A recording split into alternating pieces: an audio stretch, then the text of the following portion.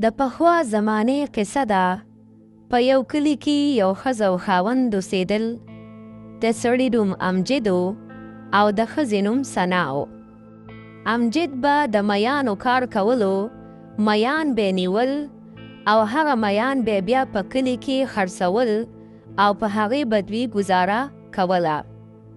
یه سړیه شب زر ز چیسکه کار لبازی او کنه ناوخته بشی در باندې. نه ښځې نه ناوخته کیږي، به دا چیسکه من روانېږم. ښځه د ځان خیال ساته، زه کار لزم. ښځه الله دې مل شه. او دغسې به د دوی دواړو ژوند تېرېده.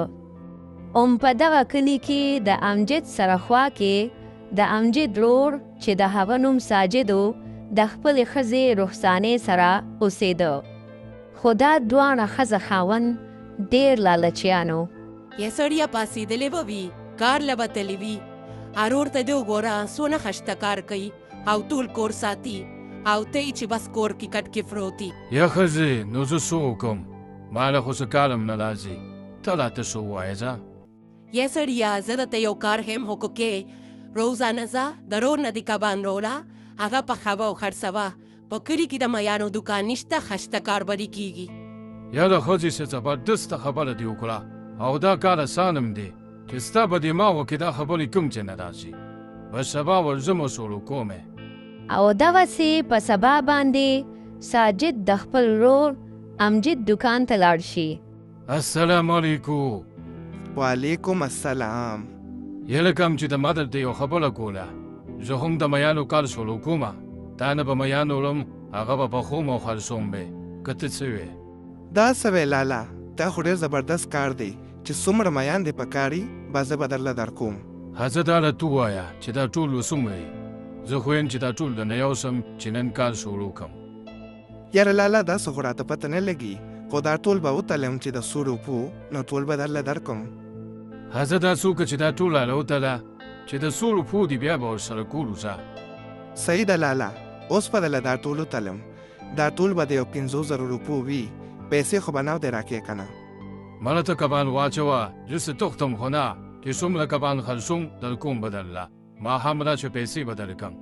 او دې نه پس امجد خپل ورور ساجد له ټول میان ورکي او ساجد په کلي کې د پخو میانو کاروبار شروع کړي. یلوله میان په څو روپۍ کیلو دي؟ په 2000 روپۍ کیلو دي. دا خو ډېر ګران نه دي؟ یله لوله دا چې په سوچو غوړو کې پخومه چې یو ځل یو خوري بیا په بار راځي. ها ښځه یو کیلو راله واچوه. بل طرف ته امجد چې کور ته لاړ شي نو د امجد ښځه ثنا بیماره وي. یه سړیه دا ته څنګه په وخت باندې راغلې؟ خیر خو دی، میان دې خرڅ کړل؟ او یاره به ساجدم د میانو کار شروع کو، او رانه ټول میان یې وړل. ساجد کار شروع کو؟ څه عجیبه غوندې خبره کې نو، او پیسې یې درکړې که نه؟ نه که نه، هغوی میان به یوسم، وی ماښام چې میان خرڅ کم بیا به درله پیسې درکړم. خو دا راته ووایه چې په تاسې چل شوي دي، ولې داسې کټکې پرتې؟ بیماره که ولې؟ او که نه بس لږه تبه مې ده او په ساعت مې داسې لږ شاندل دی، ما وی چې لږ ارام وکړم. ښځه ماښام چې ساجد نه پیسې راوړم بیا به د ډاکټر له ځان سره بوزم، هغې پورې ارام وکړه. او بل طرف ته ساجد میان خرڅوي، ټوله ورځ تېره شي او ماښام شي. سلام علیکم.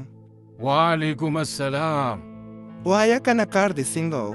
زما په خیال کار خو چلېده، ځکه چې میان دې والې دي که څنګه؟ او که نه یله کار خو ډېر خچته وچلېده، بس دغه لږ شان میان پاتې دي، دا هم خرڅومه نو بس بیا ځمه کور ته. ښځه میان خو داسې هم خرڅ کړي دي، زما هغه پیسې هم راکړه چې ځم کور ته. ماله زه څه تختم خو نه یاره، خو سهار به درله درکړم که نه. یاره ما سره اوس پیسې نشته او ښځه مې بیماره ده، هغه ډاکټر له بوزم، څه به کومه اوسه؟ ماله څه مړه کېږي خو نه، خو سهار به دوکان ته درشم، نور کبان به م والم او پیسې به م درکړم. ساجد امجد له پیسې ورنکي او امجد خپل کور ته خفه روان شي. یاره دا خو ساجد ما سره دوکه وکړه، اوس خو ما سره نورې پیسې هم نشته او ښځه مې بیماره ده، دا به اوس څه کومه یاره؟ او امجد دا سوچونه کوي چې په دې کې یو فقیر بابا امجد له راشي. یا بچې د خدای دپاره زما څه مدد وکړه، ډېر زیات غریب یم سراسره نشته. بابا ما سره خو دغه 50 روپۍ دي. دام تو الزه ستا به پیسې وشي. لوی شي بچي، الله دې کامیاب کا. ته ډېر ښه انسان یې. خو دا راته ووایه بچي چې ته ولې خفه یې، چې څه مسله ده ماته ووایه. او دې نه پس امجد هغه فقیر بابا ته ټوله قصه بیان کړي. یاره بچي ته خفه کېږه ما، تا ته زه د راز یو خبره کوم خو چاته به وایې نه. په دې ځنګل کې یو خاص بونه ده او په هغه اونه کې یو جادوګره بیزو اوسېږي. خو یو خبره یاد ساته، اول به د هغې تعریف کې، بیا به ورته خبره کې. خو یاد ساته چې بیزو ورته ونوې ور بیا غوسه کېږي. دا څه وی بابا، ته رښتیا وې که ګپ را سره لګې؟ زما خو یقین نه راځي. نه بچي رښتیا ویم، زه ته لاړ شي یقین به دې راشي. او دې نه پس امجد د هغه بیزو په تکل کې د ځنګل طرف ته روان شو. او لږ ساعت پس امجد ته ځنګل کې هغه بیزو ملو شوه. امجد چې بیزو ولیده نو ډېر خوشحاله شو. یدلو با ته څومره خشته او دا لکې دې څومره خشته ده، وایي او دا سترګې دې څومره خشته دي، سمه رڼا کوي. ستا په شان خو ما اړو لیدلې نه ده چېرته. یلکه ته څوک یې او تا ماته دللوبا ووایې؟ وایه څه غواړې چې درله درکړم؟ یاره دللوبا لږو پیسو ته مې ضرورت دی. ویم که پیسې دې راکړې نو ښه به وي. او دې نه پس هغه بیزو په جادو سره امجد له پیسې ورکړي. امجد چې دا پیسې وویني نو ډېر خوشحاله شي او په منډه منډه کور ته روان شي. یا ښځې څنګه شوې؟ طبیعت دې څه ښه شو که نه؟ تا ته ویم. اول راته دا ووایه امجده چې دا پیسې ساجد درکړې که قرض دې کړې. او دې نه پس امجد ښځې ته ټوله قصه بیان کړي. ښځې هم خوشحاله شي او دې نه پس دوی اسپتال ته لاړ شي. په سبا چې ساجد د امجد دکان ته راشي نو امجد په دکان کې نه وي. او دې نه پس ساجد د امجد د کور ته لاړ شي. یا ښځې غوښه خوره که نه؟ یا سړیه نو ته هم خوره که نه؟ ښځه اول تو وخوره. نه اول تو وخوره. یا سړیه دا ولې پریشانې؟ په وخت باندې دې درد او که ولې داسې خفه ناستې وختي داسې؟ یاره وختي د امجد دوکان ته تلم، د هغه دوکان هم بند و.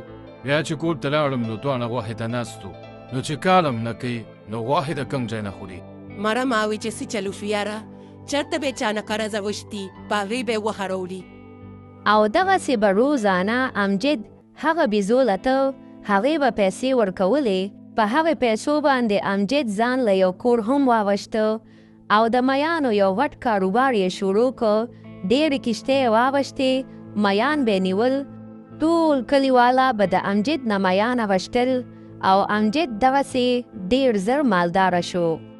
خو ساجد به دغه سوچونه کول چې امجد سره دا دومره مال د کوم ځای نه راغی. یاره ښځې زه خو امجد ته حیران یم. دا وګوره کور یې واغوسته، دومره غټ کاروبار یې شروع کړو چې دې دا دومره پیسې کوم دی نه راوړي؟